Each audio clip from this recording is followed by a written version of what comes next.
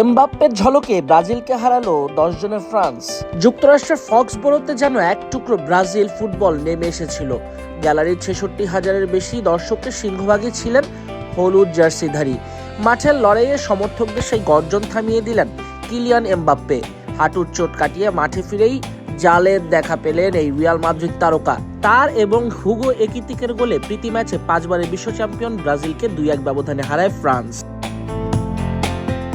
JELET স্টেডিয়ামে অনুষ্ঠিত ম্যাচের আগে এমবাপ্পের ফিটনেস নিয়ে কিছুটা শঙ্কা ছিল, কিন্তু 32 মিনিটেই সব সংশয় উড়িয়ে দেন এমবাপ্পে নিজেই। ওসমান ডেম্বেলে দুর্দান্ত এক থ্রো বল ধরে গোলরক্ষকের মাথার উপর দিয়ে বল জালে পাঠান এমবাপ্পে। তার এই গোলেই লিড নেয় ফ্রান্স। গত ডিসেম্বরে বাঁ হাঁটুতে চোট পাওয়ার পর এটাই ছিল জাতীয় দলের জার্সিতে এমবাপ্পের প্রথম গোল।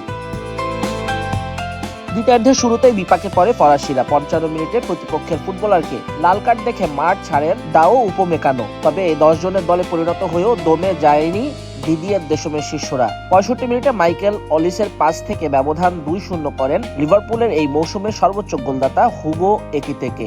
2 গোল খেয়ে মরিয়া হয়ে ওঠে ব্রাজিল। 78 মিনিটে লুইস এনরিকের ক্রস থেকে দারুণ এক হেডে ব্যবধান 2-1 করেন ব্রেমার। ম্যাচের বাকিটা সময় 10 জনের ফ্রান্সের উপর প্রবল চাপ সৃষ্টি করলেও সমতা সূচক গোলে দেখা পায়নি সেলেসাওরা। শেষ পর্যন্ত হার মেনেই মাঠ ছাড়তে হয় কার্লো আনচেলত্তির দলকে।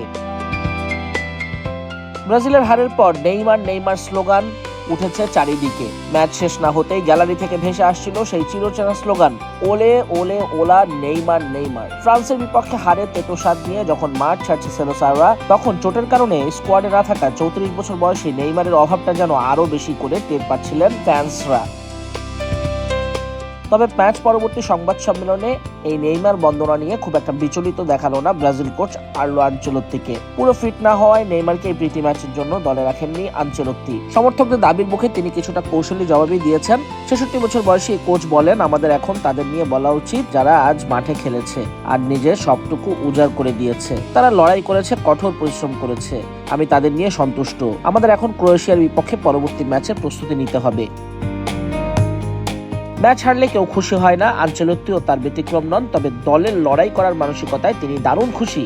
হারলে খুশি হওয়ার কিছু নেই, আমরাও খুশি নই। ফলাফলই বলে দেয় আমরা কোথায় ভালো করেছি আর কোথায় ভুল। বিল্ড আপ প্লেতে আমাদের আরো শান্ত থাকা উচিত ছিল। বিশেষ করে প্রতিপক্ষের কাউন্টার অ্যাটাক রোখার ক্ষেত্রে আমরা যথেষ্ট সতর্ক ছিলাম না।